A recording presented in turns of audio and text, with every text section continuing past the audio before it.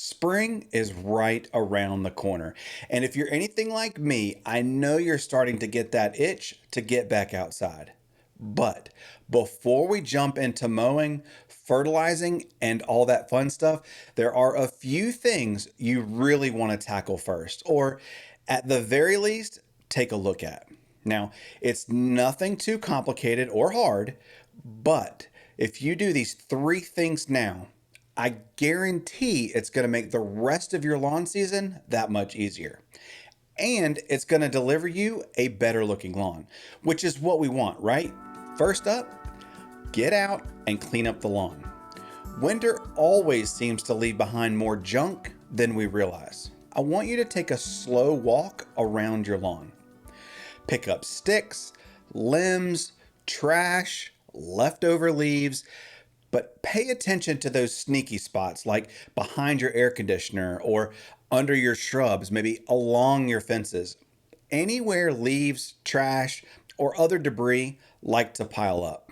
Next, while you're walking around your lawn, if you see areas that are matted down, maybe from snow, or maybe the mailman or the UPS man has been walking on your lawn, go grab a leaf rake and lightly fluff it up. You don't have to be too aggressive. You just want to make sure you don't tear anything up, but fluff the grass back up and allow it to get some air and some sunlight. Plus, this is great exercise. I know I sure could use it after being stuck in the house all winter. Try and do this on a warmer, sunny day if you can. If the ground is frozen or still has snow on it, you're gonna have to be patient. Oh, and you don't have to do the whole lawn. Pick some small sections and just get out there and enjoy a simple project that will go a long way to helping you get an early green up as well as reducing any potential for snow mold. I want you to inspect your lawn equipment. Look, it's been sitting in your shed or garage for a while now. So spending 10, 15, 20 minutes can save you a huge headache later when you're counting on that equipment the most. I want you to ask yourself, was my lawnmower battery struggling at the end of last season?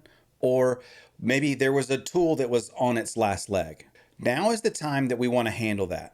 We don't want to wait until we're ready to start mowing, and then we have to spend our whole afternoon running around store to store searching for batteries and the parts that we need. Now is also a great time to sharpen those mower blades. That way you're not ripping or tearing grass blades at the start of the season. Here's a pro tip. I recommend having two sets of mower blades. One set is sharp on the mower, and the other is a backup set. That way, when the blades on your mower get dull, you can swap them out with the second set and sharpen them when it's convenient for you. I can't stress this enough. One of the most important tips I can share with you about getting a great looking lawn is the importance of sharp mower blades. Not just right now, the whole season.